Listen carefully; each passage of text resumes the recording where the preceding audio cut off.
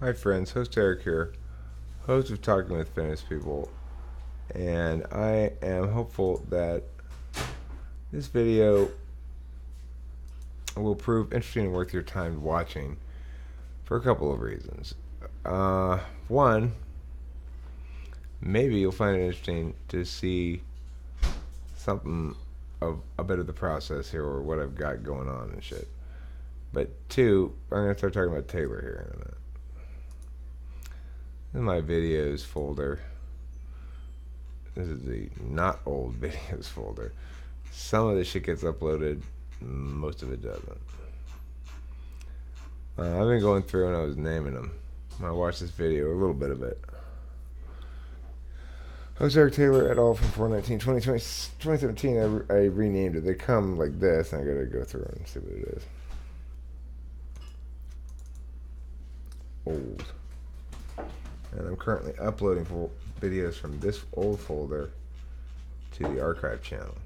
If you've not been to the archive channel, check it out. There's lots of stuff there.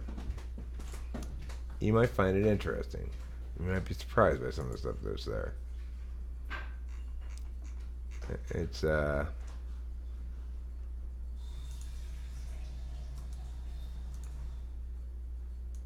channel, the archives channel is right here. TwFP archives. You can link to it from the main channel. It has 13 subscribers. And how many videos?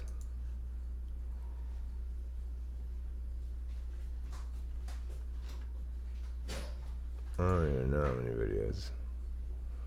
Shit tons. These old people, you know, light bulb making a funny face. This is Delilah's old boyfriend, his son. Courtney and Jay.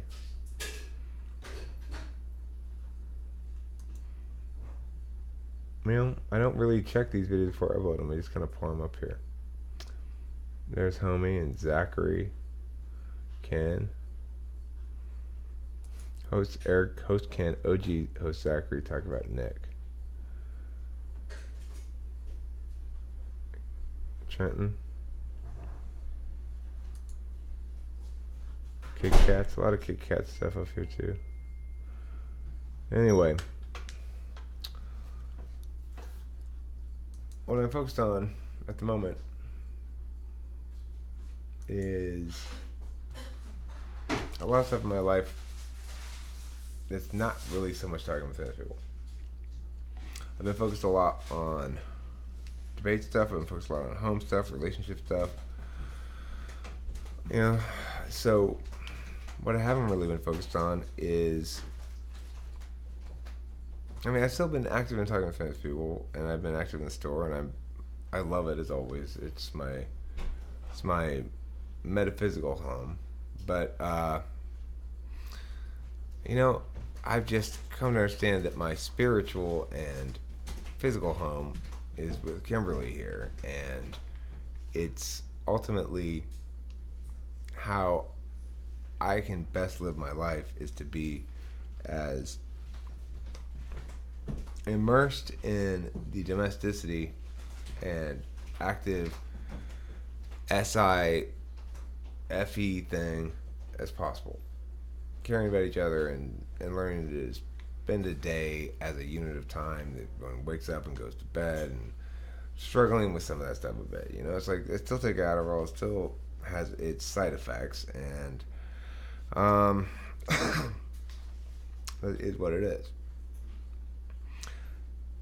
All of which is prefaced to the fact that I have neglected to deal with this Taylor stuff. Not entirely out of my own neglect only.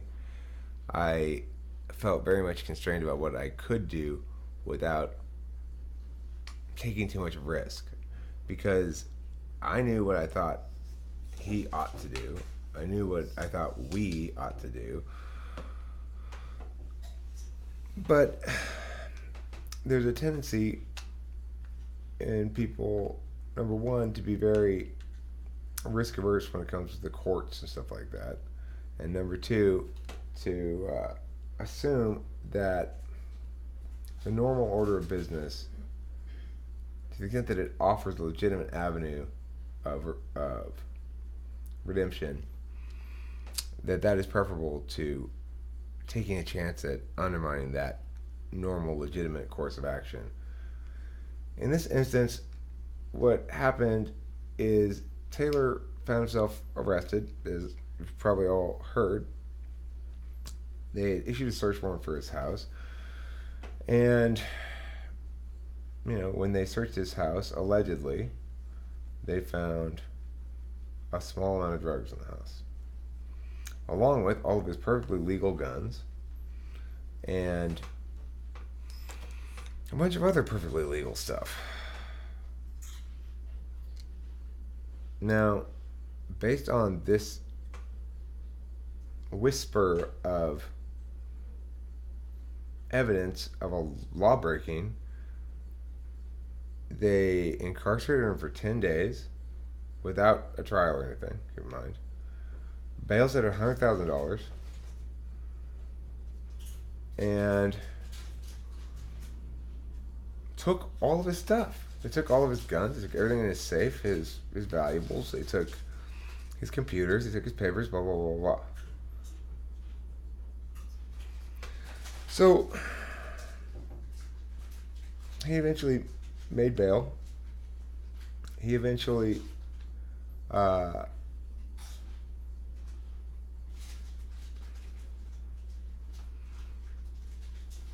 went to rehab, which I advised against.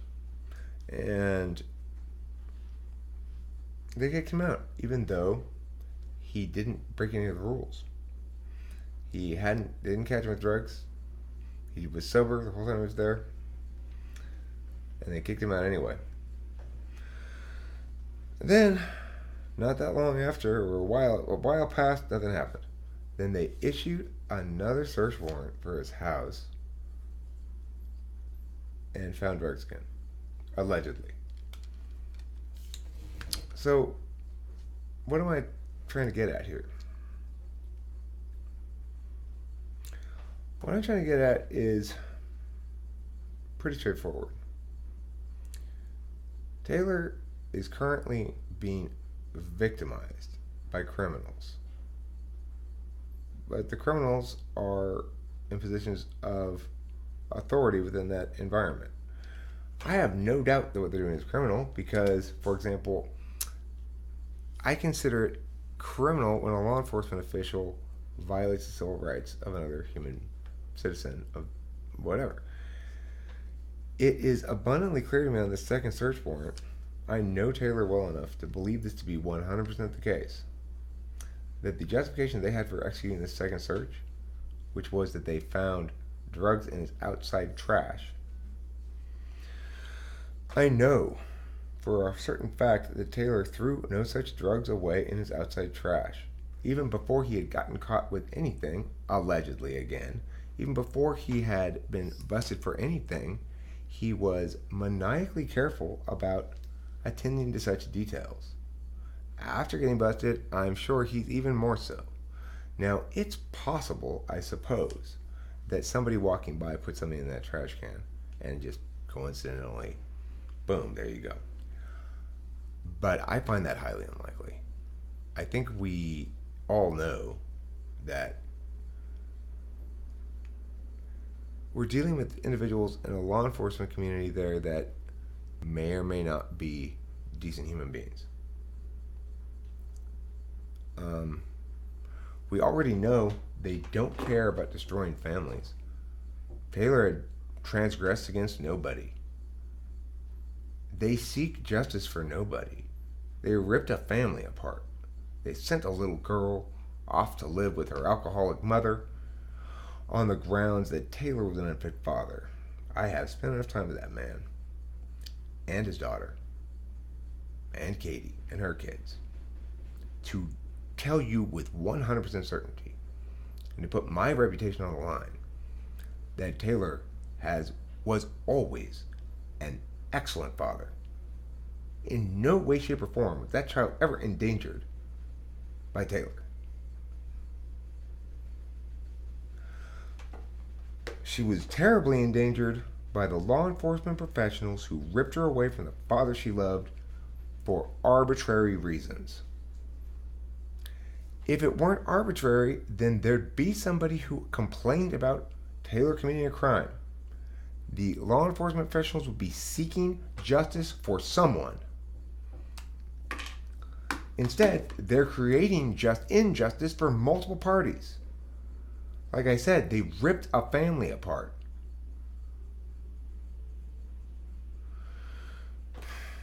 I don't care what you think about drugs.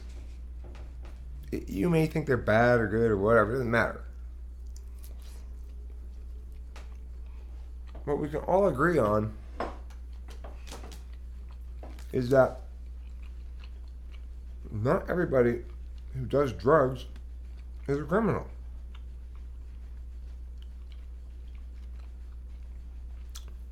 No matter how bad you think they are.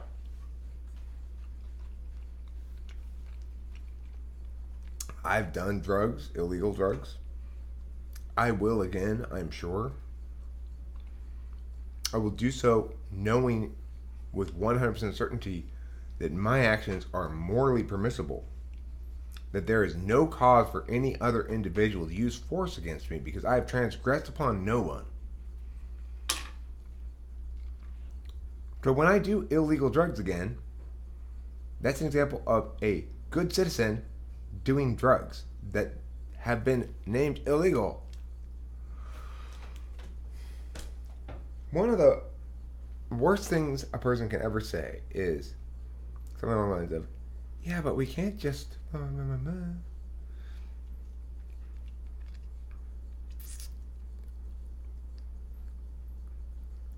But we can put 1 million Americans in prison for nothing? But we can tear families apart? But we can whatever? If you say, but think of how awful it would be if we allowed anybody to just buy whatever drugs anywhere. Well, it couldn't possibly be as bad as this. It couldn't possibly be as bad as destroying any and all respect any thinking person has for the laws of a nation. It can't be as bad as destroying the fundamental rights-based framework this country was based on. It can't possibly be as bad as locking 1 million Americans in cages even though they did no harm to anybody. It can't possibly be as bad as calling it a crime to have drugs and a child concurrently that endangers the child and causes you to lose your parental rights. It can't possibly be as bad as imprisoning people who've not been convicted of any crime for 10 days and then following up with another search, fishing for anything they can plant or find to railroad someone who, again, has harmed nobody. He has transgressed upon nobody.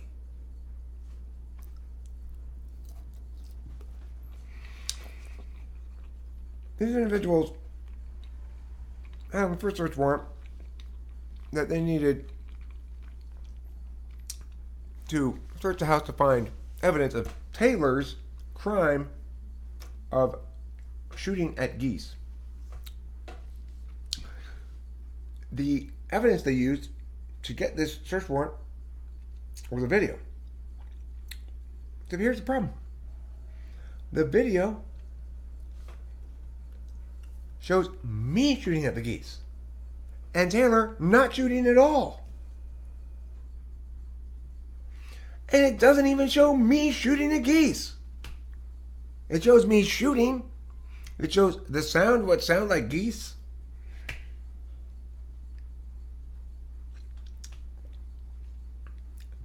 So, if they have a video of me shooting at geese, how does that translate into a search warrant of Taylor's house? Number two, even if it does, why are they accusing Taylor of committing the crime of shooting at geese when the video clearly shows it was I who shot at the geese? Alleged geese.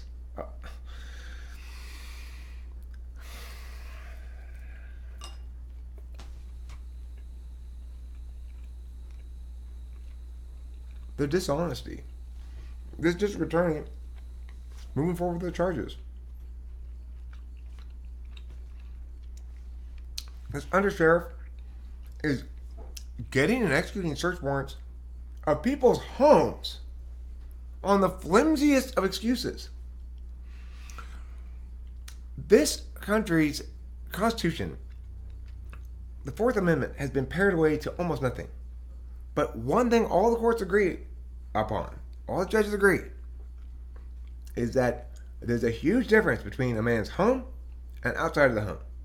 That to get into a person's home, there needs to be a very legitimate reason.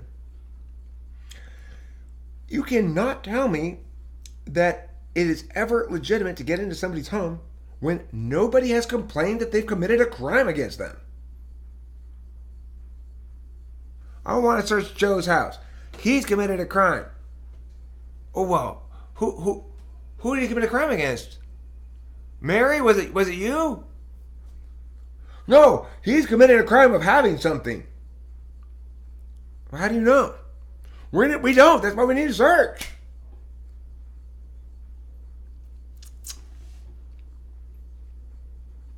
We all need to remember that each human being is a moral agent. To the undersheriff who has persisted in this course of action in Breck, Kansas, how do you look at yourself in the mirror? Do you justify this by rule of law as an argument? Because if so, you're lying to yourself. You don't have that argument available to you because you are applying the law arbitrarily. Of course you are. Because when you apply the law to attack drug users, then you get to pick which drug users to attack. Because nobody's calling up the sheriff's station saying, this person committed the crime against me of doing drugs in their own home. Why? Because that's not a crime. It may be illegal, but it's not a crime. The word to commit a crime requires a preposition against.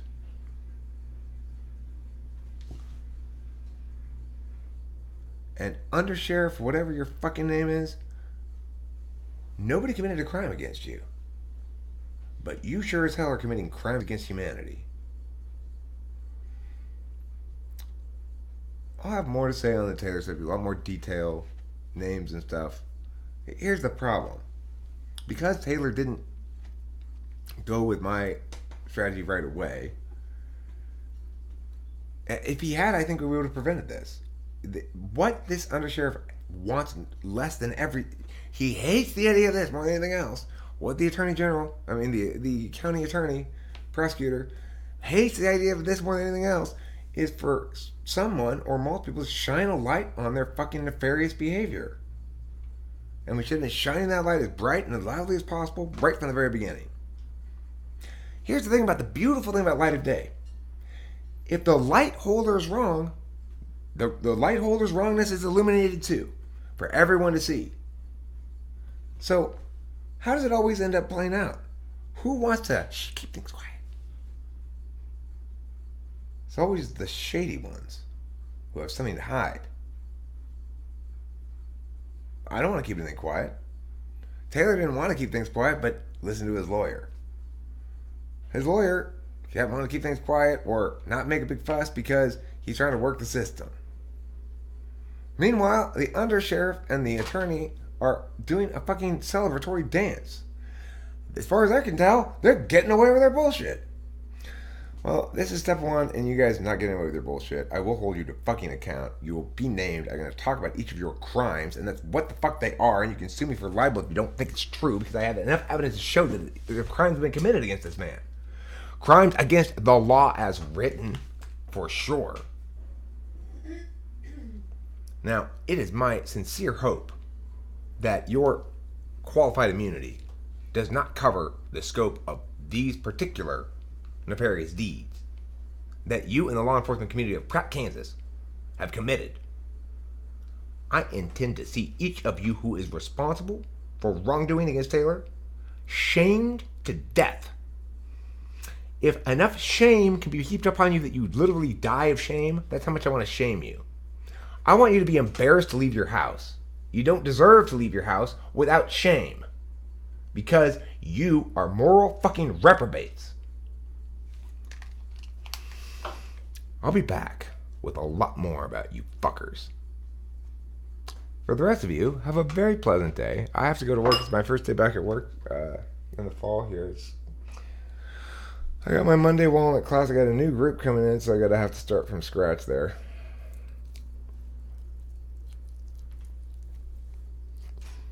Well, I'm loading up on protein. Members of law enforcement communities who are good people, try to do their job well, and understand that they have moral duties beyond their job, then this is not about you. I'm not trying to condemn all law enforcement personnel. I'm specifically talking about the ones who are engaged in criminal activity against Taylor Briggs. I'm coming for you with a light. Scurry. That's what you cockroaches do when I bring the light. You scurry.